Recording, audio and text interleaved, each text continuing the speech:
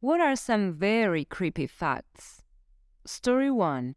Imagine being totally aware of someone performing CPR, but you physically can't move or respond. Well, that's what happens when you get bitten by a blue-ringed octopus. You have approximately 6 minutes between being bitten and someone starting CPR to keep your heart and lungs functioning to ensure you survive, all whilst being totally aware of what is happening to you. Neurotoxins are fun. The really creepy thing about this is one story of a guy who got stung, got CPR performed on him and survived, but went blind because he was lying on his back, eyes open, unable to blink because of the paralysis, staring into the sun. Imagine lying there, unable to move, unable to communicate, the sun slowly burning out your eyes and you can't shut them. Story 2.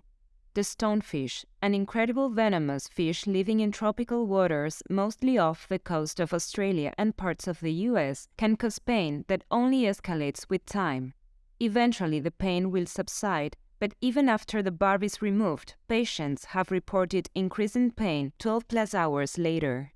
Without antivenom or denaturing the venom with excessive heat, the pain builds and builds until the patients request euthanasia. Its spines hold the venom hidden in its dorsal fins. Aboriginals living around the Great Barrier Reef have corroborees, large gatherings, and will during these gatherings hold reenactments of people being stung by this monster, for what I assume is either amusement, learning, or both. Story 3. When creating the Pirates of the Caribbean ride at Disneyland, they couldn't create skeletons that looked realistic enough. So they used real human skeletons. They've since removed all of them except one. Story 4. A black mamba is the fastest snake which can slither at a speed of 12.5 miles an hour, 20 kilometers per hour. They have neurotoxins which are fast-acting. The venom shuts down the nervous system and paralyzes the victim. Its venom is able to kill 10 people and it repeatedly bites. To add on to this, there is an almost 100% kill rate and can kill in 20 minutes. Story 5. In 1961, Yale psychologist Stanley Milgram conducted an experiment in which he had a test subject enter a room with a control panel with controls for a fake electroshock device. He instructed the subjects to shock an unseen student every time they answered a math question wrong through a microphone, as well as to increase voltage with every error. Unbeknownst to the test subjects, the students were all actors speaking into microphones from another room. They all failed their questions purposefully to get shocked intensely, screaming the whole time. Many subjects consensually killed their respective students by the time it was over, with light pressure added by the researchers. Story 6. Blobfish in its natural habitat looks like a normal fish, but it lives so deep underwater that it doesn't use a normal gas bladder to keep itself balanced. Instead, it has a spongy skin that is slightly less dense than water, which becomes damaged and bloated when fishermen bring it up too quickly. It's not really the ugliest fish. It has just experienced something worse than one of us being thrown into outer space. Between sea level and space, there's 1 atmospheric pressure of difference. Between sea level and 2,000 feet underwater, their upper limit, there's 60 atmospheres of difference. Imagine being taken 5,000 miles under the ocean, having your skull be crushed by the immense pressure, then being called the ugliest motherfucker alive. Story 7. Female mummies in ancient Egypt were always more decomposed than their male counterparts.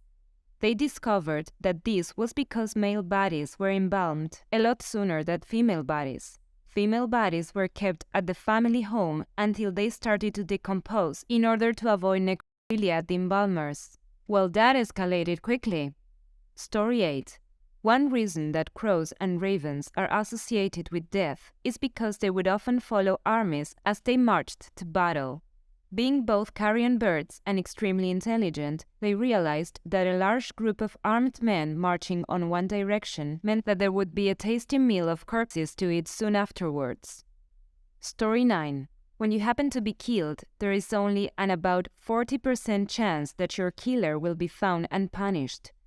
This is a worldwide approximation. There are obviously countries with higher percentages of solved cases, but also some with even lower. For example, in the US, there is a 40% chance to get away with murder. In Mexico, 90% to get away with it. Organized crime, the overall amount of crimes in that area, and war plays a huge role in this. Story 10. There was a speech made for Apollo 11 if they were to die on the moon. Side fact, if it were to happen, people would look up at the moon knowing that that crew died there, and their bodies would rest there till the end of time. Not forgetting that the ocean is somewhat like this. Many people died there too, at the very depths of the sea. Also, their bodies would not have decomposed because the moon has no oxygen. Instead, they would become mummies. Story 11. Human brains, when they dry out, smell like cat piss. That stinky ammonia smell. Worked in an ER for 17 years in city. Had a bullet to the head come in, and a chunk fell onto my shoe and didn't notice. While driving home was like, what the f***, did my cat piss in the car or something? Went to take my shoes off, and there it was. For all you people with morbid curiosity, fresh brains look like cream cheese mixed with strawberry jam. Story 12. The men of the ship Essex, the true event that inspired the story Moby Dick, avoided islands after being shipwrecked for fear of cannibals. The islands were settled, and landing there would have brought salvation to the survivors. Ironically, because of this bypass, the men ran out of food and were forced to eat each other for survival. You know what's even creepier? 2 of the sailors were later rescued by an American ship. They were alone at sea for so long and had to cannibalize their crewmates to survive. When they saw their rescuers, they immediately stashed bones in their pockets. They didn't seem to care that they were rescued. They were obsessed with the bones of their fallen crewmates, so they could suck on the bone marrows. Even after they were on board the ship, they refused to depart from the bones and would even attack anyone who would come close. Story 13. In the Czech Republic, there is a church called the Sedlec Ossuary that has decorations made entirely of human bones. This happened because there were too many people in the cemetery to bury everyone, and the church leaders claimed that if their bones became part of the church, it only made them closer to God. Nice propaganda spin there, guys! Story 14. The origins of vampires as we know them. Basically, your body has gas built up when you die. I'm not medically inclined enough to explain why. Basically, the gas has to escape somehow, and so it would pass through the vocal cords in the throat. This creates the low moan that makes the body sound as if it was in pain.